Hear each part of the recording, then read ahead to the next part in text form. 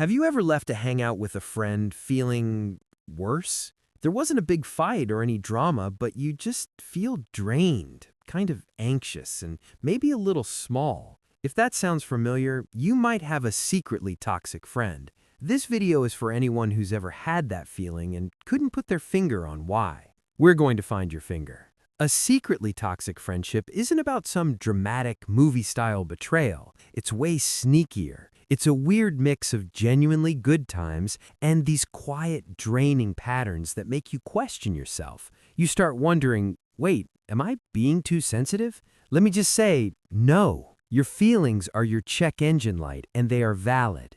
Toxic friendships don't always show up like a thunderstorm. Sometimes they seep in like a slow leak, and recognizing them is the first step to getting your energy back. So, let's get into the signs. We're not talking about the huge, flashing red flags. This is the quiet stuff that messes with your head.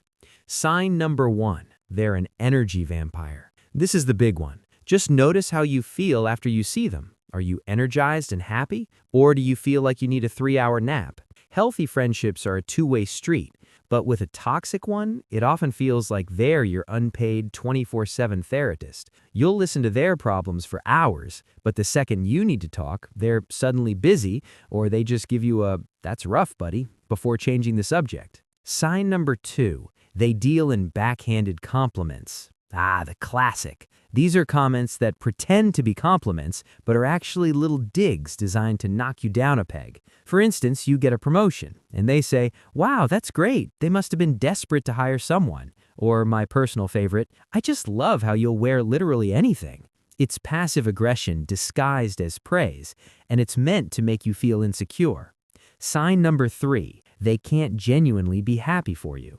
When you share good news, their reaction is meh. It's lukewarm at best. They might give you a dry, cool, immediately pivot the conversation back to themselves, or even point out a potential downside to your good news. This usually comes from a deep place of their own insecurity and jealousy.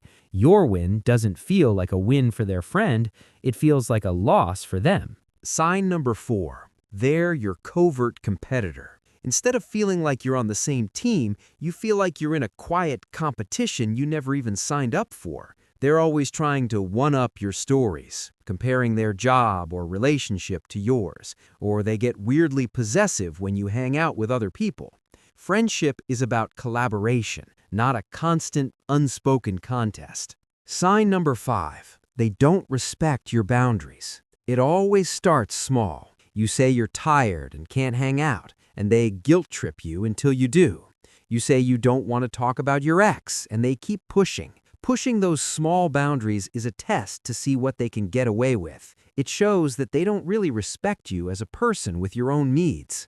Sign number 6, you feel like you're walking on eggshells. You find yourself rethinking what you say, maybe downplaying your own achievements, or just carefully managing your personality so you don't set them off. That constant self-editing is exhausting, and it's a giant red flag that the friendship doesn't feel emotionally safe. You've learned that being yourself might be met with judgment or a passive-aggressive comment later. Realizing this stuff can hurt, but it's also incredibly empowering. So what are the next steps? Step 1, just pause and observe. You don't have to blow up the friendship today. Just take a little step back and start watching the dynamic with these signs in mind. Be a detective in your own life. Trust your gut. When you see the pattern clearly, you can start to change it.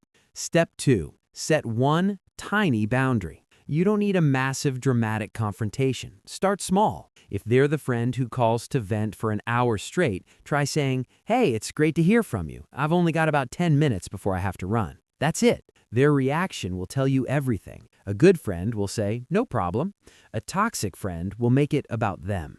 Step 3, the slow fade. If they set boundaries and they're still stomping all over them, you have every right to pull back. The slow fade is just a gradual way to create distance. You take a little longer to text back. You're busy for a few of their hangout requests. You are not required to set yourself on fire to keep someone else warm. Your peace is worth protecting. Look, ending or even just changing a friendship can be sad, even when it's a toxic one. You'll probably feel some guilt.